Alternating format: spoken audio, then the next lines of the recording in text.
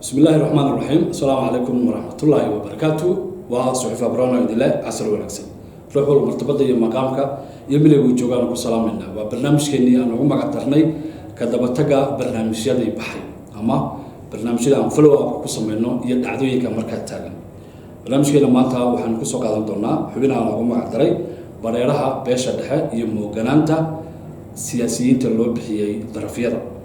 sida qalibka Somaliland waxaad moodaa mararka qaar dadku inay isboodsiinayaan habsami u socodka hanaanka dawliga ah iyo qaabka bulshada ay wax u wada leedahay marka waxa mararka qaar dhaca kaftan in la soo yimaado rag siyaasiyiin kuwa hore iyo kuwa dhaxeeyo kuwa cusub in la kaftamo laakiin kaftamkaasi marna laguma soo qaado xaqiiqooyinka dhabta ah ee ka jira deegaanada gobolada reer Awdal degmada Gabiley iyo Awdal beesha dhexe iyo gobolada bariga walow gobolada bariga maanta ay leeyihiin maamul gooniyo yiraahdo waqooyi bari waxaan marka dul istaagi doonaa xaflad maamuus ah oo maharima sharafeed loo sameeyay ninkii liyaado saxardiid oo hore u ahaan jiray wasiir ka tirsan Somaliland oo imika ka yimid waqooyiga America halka waxa isugu yimid reer kulmiye oo dhan xisbiga kulmiye dadkii ka tirsanaa iyo dad kale oo runtii nidaamka maanta Somaliland ee wadani hogaamiyo ka tirsan erayada halka laga yiri baan rabaa inaan dul istaago oo ay wax iiga soo dhaxbaxeen marka qodbadahaasi ayaan bal dul istaagi doonaa anagoo bal shaandaynayno maxaa diiday in dadka markay isu yimaadaan in runta iyo xaqiiqooyinka lagu soo dhawaado halka lagu celcelinayo Somaliland waa in la wada yeesho Somaliland waxa weeyaan quruxdeeda ka shaqeynayna in quruxda Somaliland laga shaqeeyay wada lahaanshaheeda soo kama horeyso in la isoo garaabo oo dadka lagu tuhmayo inay wax diidayeen ama wax ka cararayaan oo beesha dhaca ah soo ma haboono inay iyaga diyaar u yihiin horta in wax la wada yeesho taasi marka waa dood u furan qof waliba oo ay tahay inuu wax iska weydiiyo waxaan ku bilaabi doonaa Dr. Nikilada Abdisalaam Hussein Awaale oo wasiirka cusub ee imika oo runtii reer wadala baryahan runtii saxaafadda iyo golayaashan si weyn uga muuqday wana wasiirka tiknoolajiyada runtii Dr. Abdisalaam waxa uu hadallo door xulaya kaftana uu ka yiri madashaasi hadalladaasi marka inta badan waxay ku fognaayeen wasiirkii hore warfaafinta mudane Salebaan Cali Koore oo nin reer waqooyi bari ah ama khaatuma ah ayay ku fognaayeen marka hadalladu qaar waxay u muuqdeen kaftan qaarna waxay u muuqdeen in baroor la isku darsanayo qaar waxay u muuqdeen in wax la saluugayo mid baan dul istaagi doonaa Dr. Abdisalaam oo runtii si qurux badan u hadlay hadalladiisa waxa kamid ahaa wuxuu yiri Salebaan Cali Koore waa nin aad u dul adag oo dulqaad badan wuxuu yiri waxa lagu sameeyaa uu yiri polling hadalka oo fiirsada polling baa lagu sameeyaa polling inta badan waxa loo adeegsadaa ayaa iskuulka ayaa isku sameeyo waa handadaad ama waa goodin oo ilmaha markay ka awood badan yihiin ama ka xoog badan yihiin ama ka badan yihiin iskuulada gaar ahaan wadamada reer galbeedka polling waa arrin aad u xun oo qofka maskaxiyan hatta dhaawici karta wuxuu yiri maalin dharaar goodin iyo handadaad baa lagu hayaa wuuna u adkaysanaya waxa kale uu yiri Salebaan xaafadiisi lama socoto isagoo la jeedo beelihii hartiye ballaarna lama socdaan inta wuxuu sii raaciyay haddaad qofku uu joogsado yiri ama uu tago ama uu meeqaamka uu Salebaan joogo qofka haddii uu joogsado wax badan oo xanuun badan ayuu dareemayaa hadalladaasi marka laga yimaado boolinka oo lagu hayo mudane Salebaan Cali Koore yani maxaa ku qasbi kara qof in handadaad iyo goodin lagu hayo maxaa isaga ku qasbaya inuu u adkaysto arrimaha noocaas maxay tahay hadafka iyo ujeedada uu ka leeyahay in uu dhibana u noqdo waxa uu aaminsan yahay ila waxa uu aaminsan yahay qofka wuxuu aaminsan yahay lagulama dagaali karo waxaan uu aaminsan yahay haday tahay inuu Somaliland jecel yahay oo Somaliland ay tahay meeshiisa xaqo ku socda waa su'aal iyadan mudan in mudanaha la weydiiyo wuxuu yiri xaafadiisa lama socdo soo ka wada reerkiisii lama joogan meesha marka Somaliland waxa cad in reero lagu joogo haddaadan marka reerkaagii aadan wadan aadan reerkaadan meesha ay joogin micnuhu waxa weeye bowlinka iyo gardaamada iyo tacadiga iyo qandhoofada iyo xagtinta laga deyn maayo هذا الكاسينا وهذا الفرينا هو دكتور عبد السلام runtii uu dirayo waxaan ku soo koobayaa daboobta dr cabdisalaam wuxuu yiri nala joog annaga ku jecel inta kalena way iman doontaa halka waxa ku jira iyadana laba weedhado laba arrimood kale oo ka saxaafad ahaan u baahan in si fiican loo feertaro wuxuu yiri annaga ku jecel annaga marka waayo ma reer awdal iyo degmada Gabiley baa waxa jecel ma beesha dhaxa jecel ma beesha dhaxa iyo gadu bulshada isku daray waa jecel halka marka waa in la fahmo annaga marka waxa kale oo noqon karta haddaan nahay siyaasiyiinta kuwa aragtida ah ee adigoo maadaama aad reerkaada ay ka maqan yahay kuwa kula jooga halkan waa annaga oo ah siyaasiyiin oo ah xisbiga aad ka tirsan tahay sidaana waa loo dhigi karaa waxa kale oo loo dhigi karaa annaga ehelku noqonayna iyadana waa loo dhigi karaa marka annaga ku jecel na iyaduna waxay u baahan tahay ka daba tag jacaylka loo qabo Saleeman cidda jecel muusan sheegin wasiir Cabdisalaam laakiin falanqayntu waxay tusinaysaa inay meesha wax badan ku horseeyeen wuxuu raaciyay inta kalena way imanaysaa halkan waa meesha buugda dooda reer waqooyi bari harti marka la yiraahdo warsageli dhulbahanti iyo faqishini iyo reer kale oo badan har cad ayay ka tashadeen Soomaaliland dibidaabyadii dhibaatada dadka loo geystay iyo 9 bilood in la duqeynayay oo la leynayay lagu gumaadayay qof walba uu ogyahay warsageli general ninkii loo jiray Nuux Taani oo loo goranayo Nuux Baasto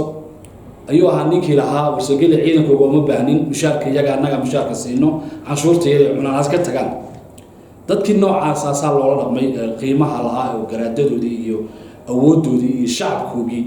oo maalin ka huleelay ayuu dr cabdisalaam wuxuu leeyahay kuwaan way imanayaan marka maxaa keenay siyaasiyiinta loo bixiyay tarafiyada oo barnaamijkayga uu ku qotomo inay mar walba ku hadaaqaan waxyaabo aan dhici karin oo dhalanteed ah oo ay uga garaabi laayihiin waqooyi bari maxay u samaysantay awdal state maxay u samaysantay maxay diidayaan reer awdal degmada Gabiley maxay diidayaan reer waqooyi bari doodahaasi ma ahan doodo yani la doonayo in la furfuro oo la hufo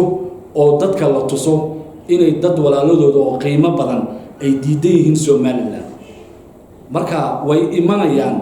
waa in dhaban waxa la rabaa in la qariyo oo la dambaabaso ee doodahaasi caafimaadka qaba ee bulshooyinkaas malaayiinta ay qabaan haddii inta aan kaga imaado marka way imanayaan sidee ku imanayaan iyo cidda keenaysa iyo goorta imanayaan wasiirka nooma sheegin sidee ku imanayaan goorta imanayaan iyo cidda ku imanayaan marka halkaan wali dhaanteed kala ku jira doctor waan ka gudbaya Cabdisalaam waxaan u imanayaa madaxweyne ku-xigeenkii hore ee Soomaaliland mudane engineer Cabdiraxmaan Cabdullaahi Saylici muddo 14 sano Soomaaliland ka soo ah madaxweyne ku-xigeen hadaladiisii maalin hore uu hadlay madashaan uu ka hadlay dad badan madaxweyne ku-xigeenka waxay u arkaan inuu hadalladu ku hadlay aysan gaftahay laakiin waxa anigu arkaa wax badan oo uu qarinayay inuu hadda waqti u helay way siyaasigu xilli waxa jira oo dalka soo fariisto ama siyaasadda ama hadalku meel uu ku habboon yahay baa jira hadalladiisa waxa ka mid ah madaxweyne ku-xigeenka wuxuu yiri madaxweyne ku-xigeenku waa spare parties waa yani waa baanado meel iska yaala oo markii gaariga taayirka banjaro ama baanadii lagu furi lahaa ama markuu maartay madaxweynuhu baxo meel la yar fariisiyo ama spare parties waa wax lumay xumaaday wax lagu bedelo laakiin haddana laga daba iman karo wuxuu sii raaciyay wuxuu yiri anigu haddaan ahay Saylici 2020kii ayaan waxaan iri dastuurka hal furo si madaxweyne ku-xigeenku haybadiisana ay kor u kacdo oo uu noqdo qof awood leh wuxuu yiri oo kale oo raaciyay isagoo ka hadlayo Muuse iyo labadii teen oo la soo shaqeeyay wuxuu yiri laba nin oo la wada doortay oo waxa dhacday uu yiri ninkii madaxweynaha ahaa dadkii la soo halgamay ee campaign-ka la soo galay inuu xil iyo xoolaba ku taxo laakiin madaxweyne ku-xigeenku irbadna dulma gelin karo dadkiisana wax uma tari karo halka marka waxa ku jira garnaqsi iyo ka garaabid wixii dhacay iyo madaxweyne ku-xigeenku inuu waxba inuusan la joogin inuu sheegay hadallada markay doodaha hadda baraha bulshada is haysta dadku leeyahay madaxweynuhu inuu iska aamusay ahayd waxaa ka mid ah wuxuu yidhi spare parties 7 sano hore haddii spare parties uu ahaa madaxweyne ku-xigeenku oo wixii doona lagu sameeyey 7 dambe ee uu haddana joogay soo ma ahayn inuu runtii ka hadlo dhibaatada loo geystay ilaa Muuse iyo Saylici isku si baa loo doortay waa runtii isagoo cidla kama iman wada malaayiin reer awdal ah dooratay inuu dadkiisa la tashado oo yiraahdo meeshaan anigu xaquuq kuma lihi madaxweynihii dadkii aynu soo wada halganay tolkii buu xil iyo xoolo ku taxay anigu waxba idiima qaban karo ayda iyo aflagaadada iyo habaarka iga daaya war qofka noocaas aan ahay wala 7 dambe uu ogyahay inuu soo noqonin adduunyada waa sida madaxweynaha ta marka la doorto hadii marka uu soo noqdo marka labaad bareerihiisa wax badan oo qarinaya ayuu isla soo baxaa madaxweynuhu marka inuu taa cadeeyo meel ahayn marka uu leeyahay anigu waxba ma qaban karo hadalkaasi ma yahay hadal looga garaabi karo hadii Muuse uu wax qabtay maxaa Saylici asaga maxaa u diiday inuu wax qabto doodaasi waa dood furan waa dood maalin walba marka aan ka hadlayno Airo TV aanu niraano madaxda Gadabursi ama awdal iyo Gabiley degan inta badan waa madax aan lala xisaabtamin markay xilka joogan iyo markay xilka ka tagaan waa madax qorisku dhiib bulshadooda u gudbiya urugo iyo orkutaalo iyo xumaan u gudbiya mar walba madaxweynuhu marka haddii hadalkiisii aynu sii dhuuxno gunaanadkana soo eegno wuxuu raaciyay oo yiri anigu hadalkeygii waa la dhibsaday shalay kii maalin hore ka ayuu naqdinaya uma jeedo yiri anigu walaalkay ama madaxweynaha maanta jooga halkaana tuhum baa ku jira yaani su'aalo waxa jira hadaan la weydiin ay tahay inaadan golaha keeninba madaxweyne ku xigeen hore ma waxa uu jeedaa hebel hadii la oranaha laakiin isaga wuxuu yiri madaxweynaha maanta jooga uma jeedo halka marka ma la oran kareen waxba ku jira waxa ku jirana waxa soo saari doona waqtiga hadii marka aan inta kaga gudbo engineer Saylici waxaan u imanayaa maadaama barnaamijkeenu ku salaysan yahay bareeraha beesha dhexe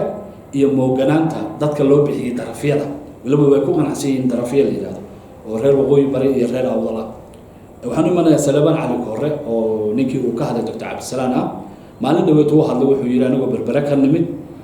dib baan loo geystay meel baan lagu xanibay baad baan laga qaaday buu yiri hadalkaasi waa hadal qof mas'uul ah oo runtii meesha ka tirsan oo u gagsanayo qandhuufta iyo tuuriyada iyo xumaanta hadal uu ka qabto ma ahayn waxa ay in laga garaabo oo dadka uu ka cabanaya ay waayo dhaqan baa jiro siyaasadda marka laga dadka dhaqan baa jiro iyo dhag la ilaaliyo iyo dadnimada iyo waxba jira cid ka daba timin ma jirto oo hadalkaasi ka garowday haddana doodiisa iyo hadalkiisa waxay u badnayd laba arrimood inuu sheegay inuu yahay qof waddankan jecel inuu yahay qof aanan cidna u joojinaynin inuu yahay qof isku kalsoon wax ka maqanaysan jirin halka ay hareerihiisuna ka socdaan dhaga hadal oo social media imika markaad eegto marka uu khudbeynayo khudbadiisa markaad eegto faallada waxaa u badan canshuurteenaad cuntaa dadkaaga orodoo u tag maxaad anaga naga qabanaysaa qaar baa hataa ku xadgudbayo leh annagana basaasaysa hadallada nooca dadka ku leh markaad miisaanto Soomaalida sida ay isu karaamayso waxa kamid ah labada dhiga ay dadka isa siman way is ixtiraamayaan laakiin qof hadduu yiraahdo anigu kelidii baan ahay dadkaygana idin ma doonayaan waxa imanaya marka ereyada noocan ah ee shacabku ay ku soo lalinayaan qofka marka ama xilhayaha ah ama xil hore soo qabtay ama xil sugaa mudane Salabaan Cali Koore horisaanu sheegnay waxa uu inta ugu gagsanayo haday tahay himilada iyo siyaasadda iyo hanka uu leeyahay waa wax isaga u gooniya dadka marka beesha dhexe ay inta badan qoraya faallooyinka maxay u arki laayihiin in uu Salabaan yahay nin muwaadin ah oo Somalilander ah oo halkan u soo shaqeeyay haddana u shaqeynayo maxay ugu xiriirayaan dadkiisa iyo isaga maxaa la isugu xiriirinaya maxaa loogu xadgudbaya taa waxayna tusinaysaa wacyiga bulshada ayayna tusinaysaa waayo beesha dhexe inta badan markaan ka hadlay waa siyaasiyiinta iyo dadka siyaasiyiinta u qidmeeya ee social media ku jira lama kala saarayo dadnimada qofka iyo kartidiisa iyo hawsha uu hayo iyo dadkiisa lama kala saarayo laakiin beelaha kale ee darafyada loo bixiyay sida awdal iyo Gabiley iyo waqooyi bari inta badan waxay rumaysan yihiin qofku inuu xor u yahay bararihiisa iyo aragtidiisa kuma xiraan qabiilka uu yaal laguma xiro laakiin halkan qabiil baa yaala marka gunaanadka barnaamijkeega wuxuu yahay maxaa u diiday siyaasiyiinta darafyada inay inta isu yimaadaan ilaa waa nabar baa ku yaala isku aragti weeyaan dareenkooda uu isku xiran yahay isku wax bay dareemayaan golayaasha lagu baanayo isku sibaa looga riixanaya maxaa diidan inay ka hadlaan waxa shacabkooga ka reebay waayo waxaan ognahay awdal iyo degmada gabiley waxaa ka taagan oo shacabku intiisa badan kuma qanacsano maamulka Soomaaliya marka runta ka hadalno siyaasiyiintoodana ma aha kuwa wax qancin kara ama tusi kara rajo ma aha marka maxaa diidan siyaasiyiinta darafyada loo bixiyay inay oli noqdaan iyaga laftooda oo ay isu yimaadaan ay doodaha bisleeyaan oo dhalinyaradooda ay wax tusaan oo waxa ay leeyihiin iyo waxaysan lahayn ay u kala hufaan arrimaha maxaa diidan anigu waxay la tahay waxa diidan siyaasiga darafyada ka yimid kuma soo dhimaan rabitaan bulsho waa anigu saan aaminsanahay fakarkiinana waad soo dhiiban doontaan iyo faalladaad ka dhiiban doontaan kuma iman rabitaan bulsho waayo bulshadu waa xajiyaha qofka waa hagaha siyaasiga waa qofka siyaasiga indhihiisa buuxiye waa bulshada dadka tamarta siiya ama energy-ga siyaasiga oo dadnimada iyo kartida u yeel waa bulshada haddaad marka bulshadaada kula socon waxaan noqonaysaa cawl gooni daaq ah oo meeshii doona laga helo oo golayaasha markuu doonana ama garnaqsada ama meesha ka yuusa ama meesha ka baroorta sida hadda aan arkayno baroor baa loo badan yahay gunaanadkii siyaasiyiinta gobolada ka soo jeeda awdal iyo gabiley waxaa habboon inay la yimaadaan siyaasad cad waayo inta badan hanaanka Soomaaliland lagu dhaqo siyaasiyiinta waa laga qarsadaa waxaan qabaa wax badan oo gundhigu ah jiritaanka Soomaaliland siyaasiga awdal iyo gabiley ka soo jeeda ma ogo laakiin waxaa jiro plan A wax la yiraahdo oo miiska saaran oo guud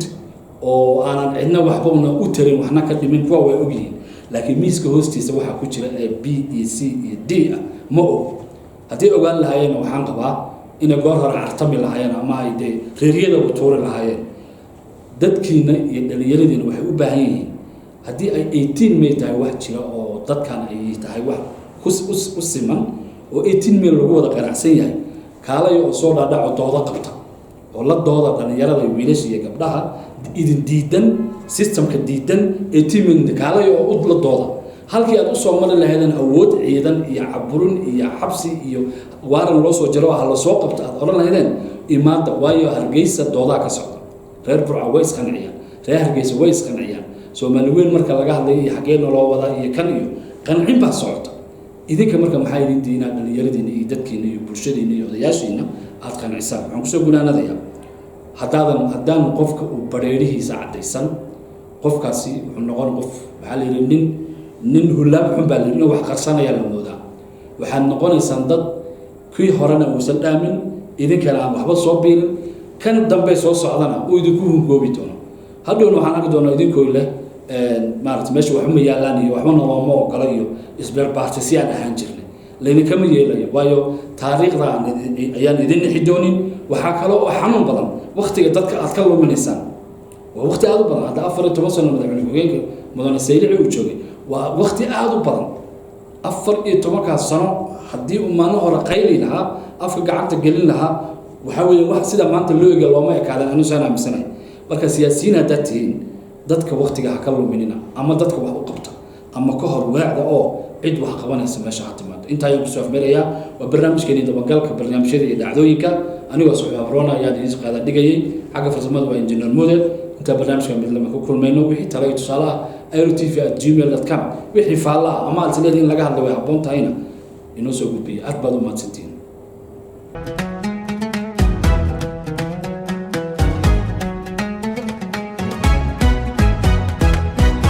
waad ku mahadsantihiin imaanshihiinna waanu idin soo dhoweyn Rowda Center waxaan diiradda saarnaa bogsashada taageerada iyo inaan dib u dhisno kalsoonida nafta waxaan u shaqeynaa si wada jir ah maxaa yeelay soo kabashada waa safar wada jir ah soo dhowaada waana idin garab joogaynaa ku soo dhowaada xarunta Ibn Qayyim ee barashada Qur'aanka alxamdulillaah waxaan dhameeyay juskii ugu horeeyay maasha Allah hambalyo